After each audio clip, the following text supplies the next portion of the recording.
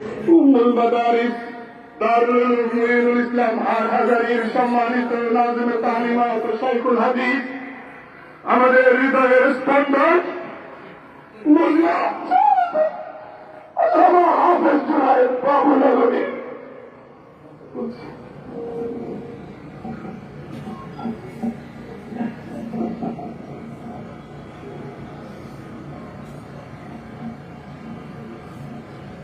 نحمده ونصلي على رسوله الكريم أما بعد فأعوذ بالله من الشيطان الرجيم بسم الله الرحمن الرحيم قل إن الموت الذي تفرون منه فإنه ملاقيكم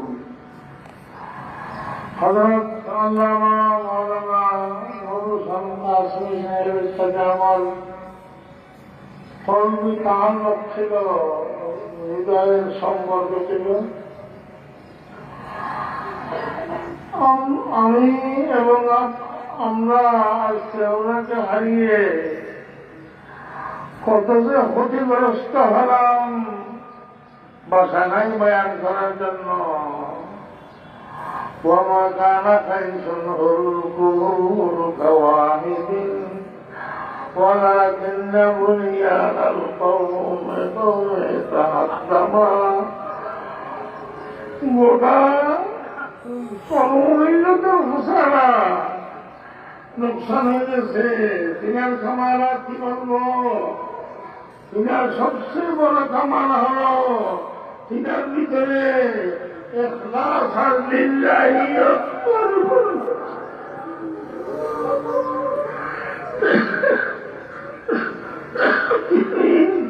তিনি কোন কাজ গায়রুল্লাহর জন্য করেন নাই, সমস্ত কাজ করেছেন আল্লাহর জন্য। ইখলাসের অভাব, তিনি একজন মুখলিস সেবাসালার ছিলেন। তিনি জামিয়া বালিদানা মাদ্রাসার শাইখুল হাদিস, আরো অনেক মাদ্রাসার শাইখুল হাদিস, বালিদানার মুতামিম। তিনি মানুষ গড়ার কারিগর। তিনি ভাবে অনেক মানুষকে আল্লাহ বানিয়েছে। দরজ ছাড়া এমনি মেহনত করিয়া অনেক মানুষকে তিনি আল্লাহ বানিয়েছে। স্টেডিয়াম ওয়ালাকে আল্লাহ বানিয়েছে। এইসব ঘটনা আপনারা দেখবেন। ওনার এগুলো গুণাগুণ ছিল এবং তিনি বাংলাদেশের সবচেয়ে বেশি বড় রাজনৈতিক সংগঠন হেফাজত ইসলাম, অরাজনৈতিক সংগঠন, সবচেয়ে বড় অরাজনৈতিক সংগঠন হেফাজত ইসলামের আগে কেন্দ্রীয় নায়েব আমির ছিলেন, ঢাকা মহানগরের সভাপতি ছিলেন। গত এই মাসের আগের মাসের 15 তারিখ আমরা সংঘবদ্ধ হয়ে বিএতফাক ওনাকে হেফাজত ইসলামের মহাসচিব বানাইছিলাম। ও আল্লাহ, আমাদের এই কাজ কি করবে? এই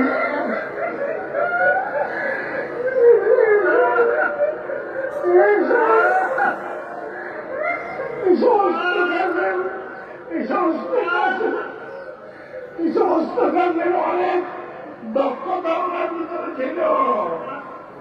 উনি আমার বেভাগুল মাদারিস আল-আলভিয়ার সিনিয়র সহসভাপতি, হাইয়াতুল আউলিয়ার চেয়ারম্যান, জমিয়তে উলামা ইসলাম পুরানা সংগঠন, সেই সংগঠনের মহাসচিব। কত কাজ, কত কামালাত, এবং এই সমস্ত জিম্মাদারি কে পালন করবে? ও আল্লাহ, মানুষ তৈরি করিয়েবেন, মানুষ তৈরি করিয়ে দেখলাম কত মুখলিস মানুষ। আবার উনি আসবে মাঠের লাগে, এগুলো তৈরি করতে লাগে। উনি শাহসভার ছিলেন, অনেক কাজ করেছেন, ইসলাহি নফসের সিলসিলায় অনেক কাজ করেছেন। হযরত মাওলানা মুফতি মাহমুদ হাসান গাঙ্গুহির সাথে ওনার সম্পর্ক ছিল, খলিফা ছিলেন, এবং আরো অনেকের সাথে।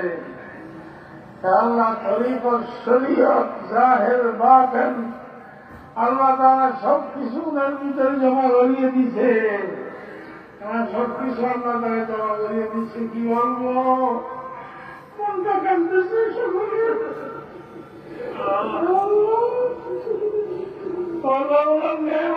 আমাদেরকে দান করেন। উনি যে কাজ করে গেছেন ওই কাজ থেকে আমাদেরকে শিক্ষা লাভ করার তৌফিক দান করেন।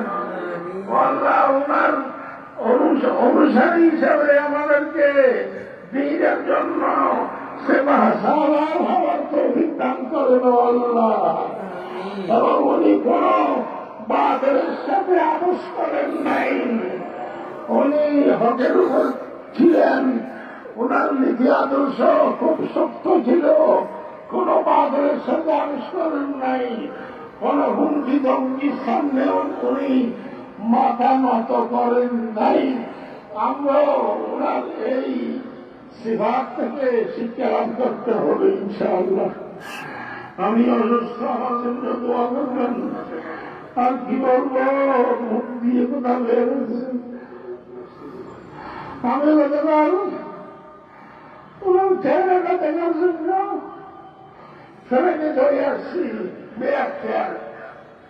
ফার্স্ট ফ্রেন্ড আসছি। আসিয়া ডাক্তাররা, আমার ভাই বন্ধুরা, মাওলানা হাসান ছিলেন, আরো ছিলেন, তারা পরামর্শ করছেন যে এখন না দেখিয়ে আমরা দোয়া করলে পারবো। আমি বললাম আপনারা যেভাবে বলেন না দেখিয়ে আমরা দোয়া করলে ভালো হবে। ডাক্তাররা সত্যিভাবে খরা দেখতে দেয় না। তো আমি মসজিদে গিয়ে আমার ভাই বন্ধু সকলকে নিয়ে দোয়া শুরু করেছি। এই দোয়ার মাঝখানে আল্লাহর ডাকে তিনি সাড়া দিয়ে চলে গেছে। আবার চলে গেছি এক বিশেষ দরকারে চট্টগ্রাম আমার বাড়িতে। আবার রাত্রে আসলাম। 100 বার আসা যাওয়া করলেও হঠাৎ হবে না, হঠাৎ হবে না।